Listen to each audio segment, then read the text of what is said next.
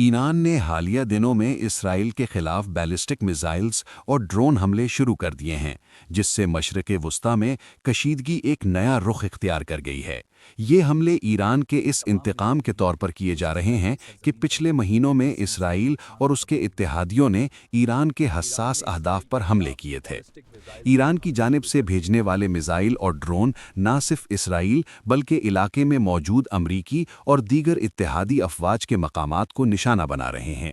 Israel ने अपने दिफा के लिए आयरन डोम और दीगर जदीद मिसाइल दिफाई निज़ाम को फ़ाआल कर दिया है, जिसने कई मिसाइलों को हवा में ही तबाह कर दिया है।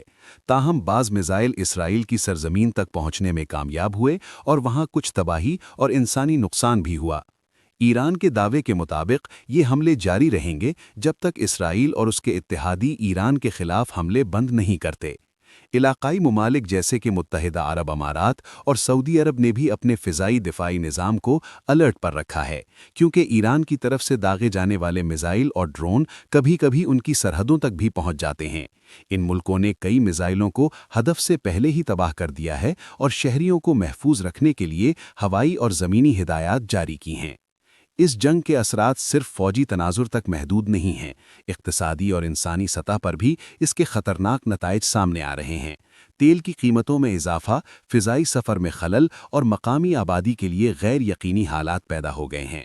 ईरान और इसराइल दोनों जानिब के लोग खौफ और बेचैनी का शिकार हैं और आलमी बरादरी ने फ़ौरी तौर पर तनाज़े को ख़त्म करने के लिए सालिसी की कोशिशें शुरू कर दी हैं। इस दौरान ईरान की हुकूमत ने वाज़े पैगाम दिया है कि वो किसी भी किस्म के गैर मुल्की हमले का जवाब देगी। ईरानी हुक्काम के मुताबिक ये हमले इंतकामी हैं और वो अपने दिफा के लिए हर मुमकिन इक़दाम उठाएंगे। इसराइल की हुकूमत भी अपने शहरियों की हिफाजत के लिए भरपूर इक़दामात कर रही है और हर हमले के बाद जवाबन फ़िज़ाई कार्रवाइयाँ करती है। माहिरीन के मुताबिक ये तनाज़ा तवील हो सकता है और ख़ित्ते के दीगर ममालिक भी गैर मुस्तकिम तौर पर मुतासिर हो सकते हैं।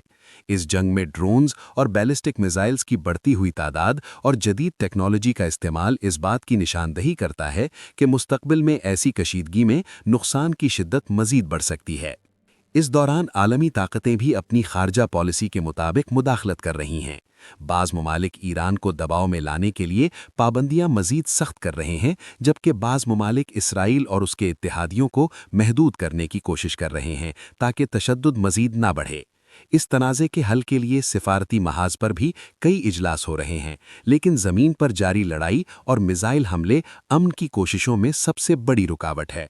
नतीजा ये है कि ईरान और इसराइल के दरमियान मौजूदा कशीदगी न सिर्फ खित्ते बल्कि दुनिया के सियासी और इक़्तिसादी हालात पर भी असर डाल रही है।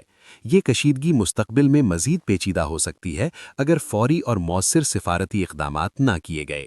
इस दौरान आम शहरियों की ज़िंदगी मुतासिर हो रही है और इंसानी नुकसान का ख़दशा बढ़ रहा है, जिसके लिए बैनुल अक़वामी कम्युनिटी को फ़ौरी रद्द-ए-अमल दिखाना ज़रूरी है।